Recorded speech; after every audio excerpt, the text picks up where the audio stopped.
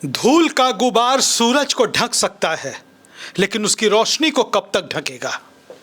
नमस्कार, मेरा नाम है सिमरनजीत सिंह। राहुल गांधी की तारीफ इन दिनों कौन कर रहा है? राहुल गांधी की तारीफ इन दिनों वैसे लोग कर रहे हैं जो अटल बिहारी वाजपेयी की सरकार में मंत्री थे, जिन्हें राजनीति सिखाई थी पूर्व प्रधानमंत्री अटल बिहारी वाजपेयी, लाल कृष्ण आडवाणी और नानाजी देशमुख ने।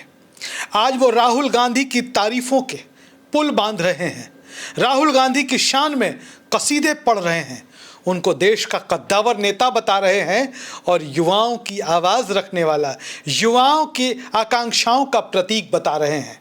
जी, बात कर रहे हैं हम बॉलीवुड के जाने माने नामचीन अभिनेता शत्रुघ्न सिन्हा की, जो कभी इस देश में भारतीय जनता पार्टी के मजबूत और बुलंद आवाज़ हुआ करते थे।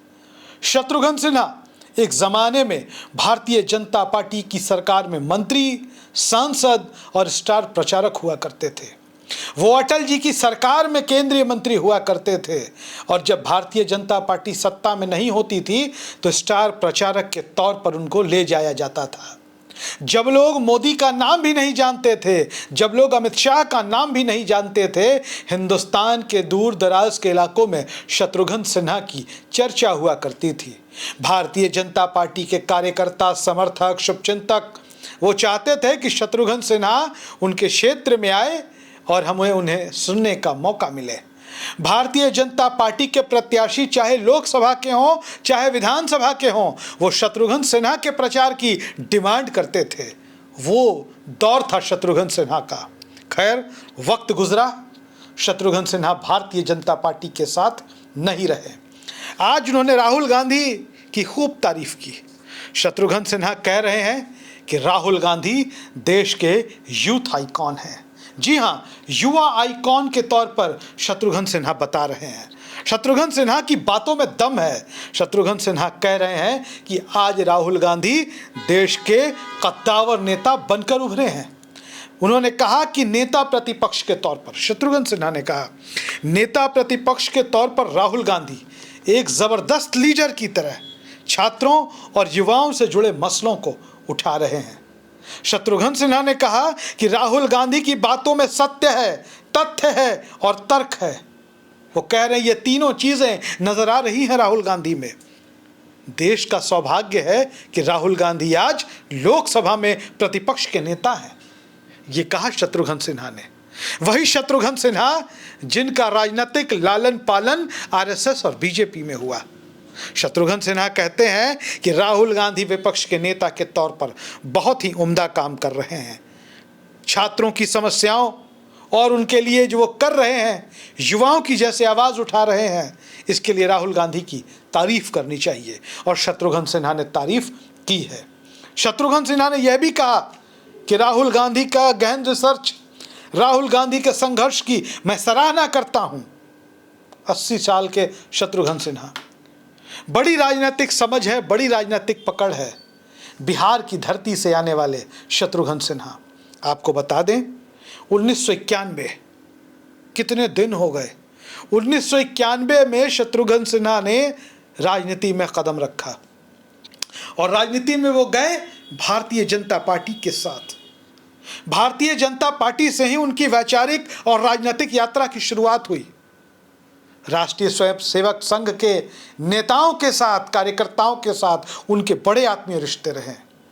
संघ से ही जुड़े नानाजी देशमुख, उन्होंने अटल बिहारी वाजपेयी और लाल कृष्ण आडवाणी के साथ शत्रुघ्न सिन्हा को अटैच करवाया पॉलिटिक्स में।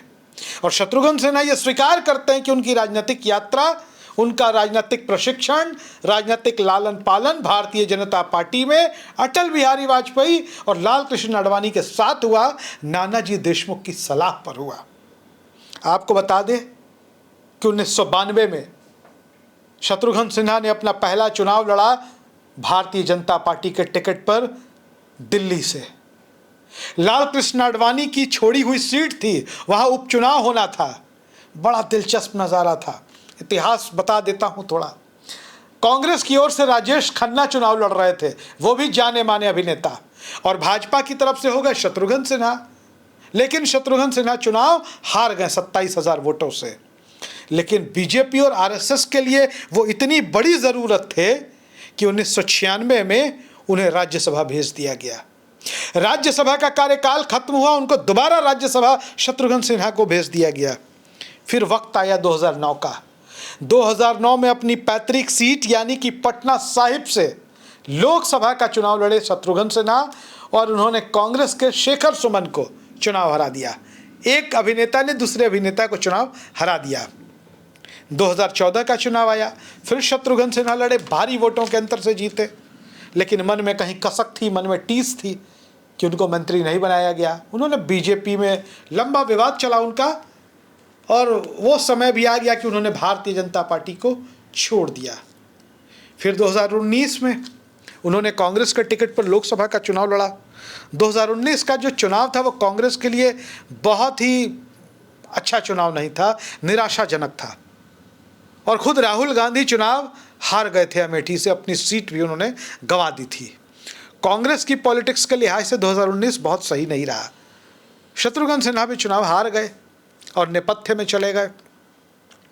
फिर 2022 में ममता बनर्जी ने उनसे संपर्क किया या उनका संपर्क ममता बनर्जी से हुआ। शत्रुघ्न सिन्हा ने तृणमूल कांग्रेस ज्वाइन कर ली।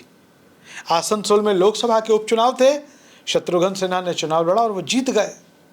फिर 2024 का लोकसभा चुनाव आया और 2024 के लोकसभा में भी वो आसनसोल से चुनाव लड़े और जीत गए। और इसके साथ ही आपको बता दें कि अटल बिहारी वाजपेयी इस देश के दिवंगत पूर्व प्रधानमंत्री, देश उनकी बहुत इज्जत करता है, करनी भी चाहिए। अटल जी की सरकार में शत्रुघ्न सिन्हा 2002 में केंद्रीय स्वास्थ्य और परिवार कल्याण मंत्री बने। काम अच्छा कर रहे थे तो 2003 में केंद्रीय जहाज रानी मंत्री उनको बना दिया गया। तब वाजपेयी जी देश के प्रधानमंत्री थे और लाल कृष्ण आडवाणी देश के उप प्रधानमंत्री सह गृह मंत्री। फिर 2004 में चुनाव हुए लोकसभा के, अटल जी की सत्ता बरकरार नहीं रही, कांग्रेस की सरकार बन गई और कांग्रेस की सरकार बनने के साथ ही शत्रुघ्न सिन्हा को भी अपना पद मंत्रिपरिषद के साथ छोड़ना पड़ गया। और अब शत्रुघ्न सिन्हा लोकसभा में अब भी हैं। जो व्यक्ति 1991 से राजनीति में है, उसके राजनीतिक संघर्ष, उसके राजनीतिक अनुभव को समझने की ज़रूरत है कि अगर आज वो राहुल गांधी की तारीफ कर रहे हैं, उनको यूथ आइकॉन बता रहे हैं, कद्दावर नेता बता रहे हैं, तो शत्रुघ्न सिन्हा दीवार पर लिखी हुई इबारत को पढ़ रहे हैं। और आपको भी दीवार पर लिखी हुई उस इबारत को पढ़ना होगा और सच स्वीकारना होगा कि देश की राजनीति की दिशा अब किस तरफ जा रही है। देश का भविष्य कौन है? नरेंद्र मोदी देश के इतिहास, देश के वर्तमान के तौर पर काम कर रहे हैं, लेकिन देश का भविष्य अब कौन तय करेगा? जेन ज़ी तय करेगा।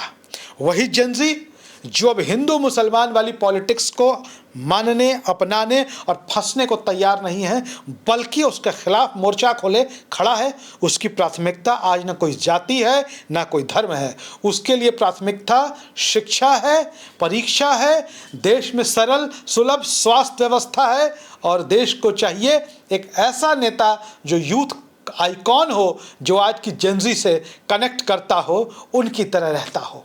धन्यवाद।